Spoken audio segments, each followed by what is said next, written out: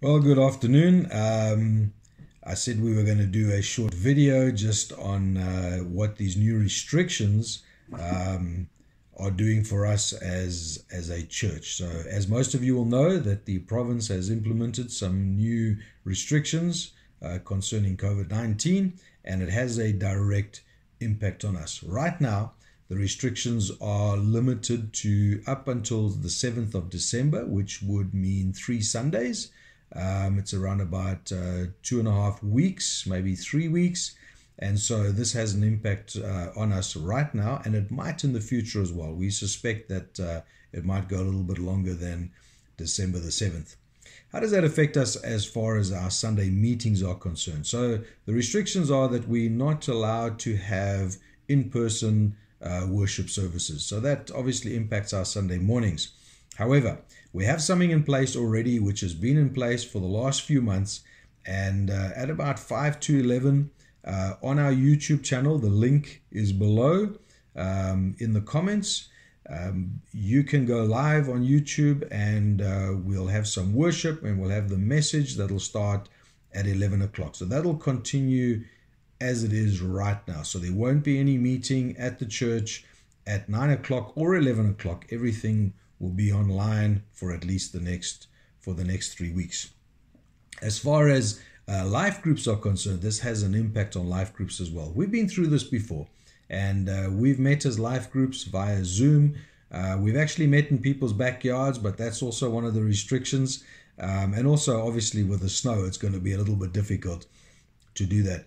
But I want to encourage you to continue to connect. I want to encourage the life group leaders, continue to connect with those in the life group. Those that are part of the life group, continue to connect with those that are in the group, and even those that are not in your group. If you know of people, especially those that don't have internet access, that cannot access the YouTube channel, cannot access Facebook, why don't you reach out to them? Let's be a family.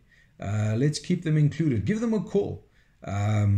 Maybe find a way to stand outside and shout to them through the front door. I'm not sure exactly how we can do it. I'm not sure exactly what's permitted, but you might have people inside your social bubble that is included within the government restrictions, and that's good. But there are those that might be on the fringes, and we need to continue to include them, continue to be a family, continue to reach out to them. But for the next 3 weeks, there will be no life groups, whether at homes or in the church. And so we can't have people meeting here either. So if you do arrive on a Sunday morning or a Wednesday night or a Tuesday night when your life group happens, there won't be anybody here. All right, the office will remain open. We work on the same principles as a business, and so we can see people, but obviously there are some restrictions around that as well, just as far as distancing and masks and so on are concerned. I want to encourage you. Very often our first reaction to these sort of things is that we are frustrated and we get upset, and perhaps we're a little bit cross because, it looked like this thing was coming to an end, and now all of a sudden the restrictions are getting worse than before. I want to encourage you, don't let those emotions determine the way that we move through this. Let's keep the kingdom in mind. Let's ask God for wisdom, ask Him for courage, ask Him for ways that we can continue to see the kingdom advance. God has not been caught off guard. It's not like He all of a sudden realized, oh, I didn't see that coming. No, He saw this coming. He understands this. And so He's a wise God. And so if we ask Him for wisdom, we ask Him for courage to see us through this, He will do exactly that.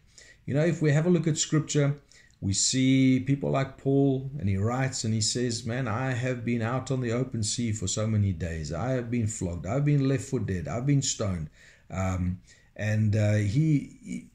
All of these people, eventually he died for his faith. But in that time, it was very harsh, and they didn't lose their faith. There were people later on that were burnt at the stake. And so, sometimes we do feel a little bit persecuted. Sometimes we feel they're being a little bit harsh, The movies are open, but the churches can't be open, that sort of thing. But the reality is that we have still not been shipwrecked. We have still not been left for dead. We may still meet, albeit under different circumstances. Let's stay positive in this time. Let's keep a godly perspective on this. Let's be a light to those that are in despair. Let's carry the torch. Let's be a witness of Jesus Christ in this time, as difficult as that may be. Let's be that, and let's stay strong and connected to each other and stay strong in God. God bless.